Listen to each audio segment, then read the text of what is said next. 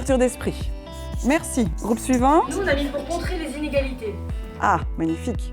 Je me doutais bien que Annabelle mettrait ça. Donc, faire des liens entre les apprentissages. Si j'ai commencé la formation d'aujourd'hui avec cette question-là, c'est en même temps, c'est pas juste une question, c'est en même temps un outil que j'ai donné aux délégués qui puissent reproduire dans leurs équipes, c'est-à-dire pour sensibiliser mon équipe à l'art et la culture à l'école, je peux aussi commencer par là. Même les enseignants qui sont très réfractaires, qui n'est évidemment pas votre cas, peuvent dire dans leur regard, parce qu'il y en a qui vont être plutôt sur les apprentissages, il y en a qui vont être sur la philo. Et moi, j'ai jamais eu, même les plus réfractaires, j'ai jamais eu personne qui avait rien à dire et qui voyait aucune raison de faire de l'art à l'école. Ce qu'on a parfois tendance à oublier, c'est qu'en fait, le PK et les K s'intègrent à l'intérieur du pacte pour un enseignement d'excellence et que donc du coup, il y a vraiment une logique institutionnelle et qu'autour d'une grande réforme de l'enseignement, en fait, le PK fait partie intégrante d'un grand tout. C'est pas juste une petite branche qui se développe. Et en fait, une journée comme celle d'aujourd'hui de nouveau, elle nous permet de comprendre tous ces embranchements, toute cette cohérence aussi, parce qu'il y a quelque chose de très très cohérent. Une réforme, c'est justement toutes des disciplines qui, orientées dans la même direction, vont permettre à l'école d'évoluer et d'aller dans la bonne direction. En fait, c'est quoi les savoirs ? C'est quoi les apprentissages qui m'incombent ? C'est quoi la responsabilité pédagogique des enseignants ? Ce cours d'éducation culturelle et artistique, le référentiel, c'est quand même encore assez récent et en fait, il délimite un ensemble de savoirs, de compétences, d'apprentissage en fait, qui incombe à la responsabilité pédagogique des enseignants pour que le PK soit riche, diversifié et dans le cours des cas, on en parle aussi en fait. On fait appel à des expériences avec des opérateurs extérieurs pour leur expertise parce qu'il y a 80% de cette éducation qu'on peut mener quand on n'est pas artiste et il y a à peu près 20%, 15% en fonction des moyens de l'école et des moyens qui arrivent où c'est chouette d'aller profiter d'expertise extérieure et ça va venir alimenter tout le parcours. On a eu la chance de découvrir un outil qui s'appelle le Petit Musée Portatif. Recopiez librement votre œuvre. On a expérimenté ce qui est proposé dans ce petit musée. Et ici, la partie formation, c'est qu'on a sans cesse fait du sous-titrage pédagogique. On montre l'œuvre d'origine et sa petite copie.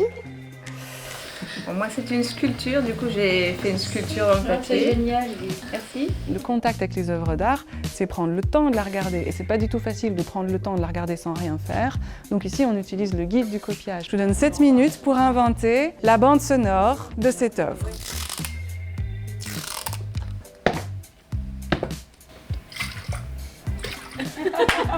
On est parti du texte de comment l'œuvre a été réalisée. Donc en fait, le peintre a collé des tubes de peinture, il a tapé dessus et ça a fait une giclure. Et donc du coup, on a fait les 3 bruits, la colle, le fait de taper et la giclure. Génial. On vit des activités ici, justement pratico-pratiques, pour mettre tout de suite en place dans la classe. Et pour aussi, notre rôle, c'est de transmettre aux collègues, à l'équipe, voilà, la motivation du PK, comment construire des projets ensemble. Ça peut aussi être un rôle auprès de vos collègues, de dire, en fait, l'éducation culturelle et artistique, ce qu'on attend de nous, c'est ça. On n'est pas des artistes, on n'est pas l'académie, mais ce qui nous incombe, ce dont on est responsable et on peut aller chercher de l'aide à l'extérieur, c'est cet ensemble-là. Une des vraies difficultés, un des vrais enjeux, c'est qu'en fait, les ramifications ne soient pas perçues comme des additions de toute une série de choses qui sont lourdes, qui sont pesantes. Alors que si on comprend justement qu'elles sont accrochées les unes dans l'autre, tout est dans tout. Et on n'est pas dans de la surcharge, on est au contraire dans de l'ouverture et dans des disciplines qui vont porter l'ensemble. Du coup, c'est vraiment intéressant de décortiquer ce que c'est que ce PK pour vraiment comprendre ce mécanisme et vraiment retirer ce poids à l'intérieur des salles des profs qui peuvent percevoir « Oh non, pas encore une sortie culturelle » ou « Ah, mais je fais déjà le plan de pilotage ». Enfin, vraiment d'arriver à alléger par une meilleure compréhension de cette cohérence. Ça se veut être une aide à la discussion qui devrait répondre à la question « Comment construire un parcours d'éducation culturelle et artistique ?» Certes, j'apporte un contenu en tant qu'enseignante, mais on partage les connaissances de chacun. Et en fait, ça s'appelle une conception du savoir collective. Ça veut dire aussi qu'on estime que le savoir n'est pas quelque chose qui est défini. Et en fait, le savoir, ce serait ça c'est la vérité, le reste, non. En fait, on construit ensemble par des réflexions, par notre vécu, faire des essais-erreurs, faire des hypothèses, argumenter, changer d'avis. Mais c'est ça la construction des savoirs, c'est aussi accepter que parfois on ne résout pas l'incertitude, on ne résout pas la difficulté, on fait des pistes, on cherche ensemble, et voilà, on construit un savoir de manière collective. La rencontre en fait de toutes ces personnes aujourd'hui, c'est effectivement collaborer ensemble, c'est découvrir en fait les réalités de chacune dans des écoles différentes, dans des univers différents, dans une Belgique différente aussi, hein, et c'est de s'ouvrir à cette réalité-là, mais c'est aussi d'échanger sur des pratiques. Qu'est-ce qui se passe dans ton école? Comment est-ce que tu fais dans telle situation? On a réussi cette année, avec notre direction, d'avoir 50 minutes tous les 15 jours pour nous réunir toutes les deux. Oui.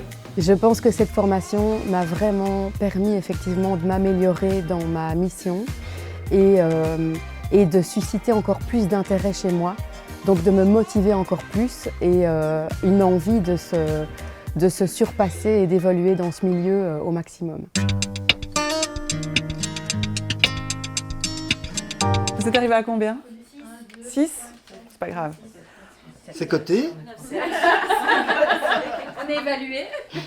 Vous ne serez pas évalué et en plus comme on n'a pas beaucoup de temps, en fait ce que vous n'en trouviez pas trop, ça m'arrange comme ça. Et c'est très solide. Hop là, voilà, c'est vraiment facile à utiliser. Franchement, bon, je dis pas qu'il faut n'importe quoi avec, c'est aussi l'apprentissage du soin et des codes. Pardon, oui c'est vrai, je ne me suis pas vue faire.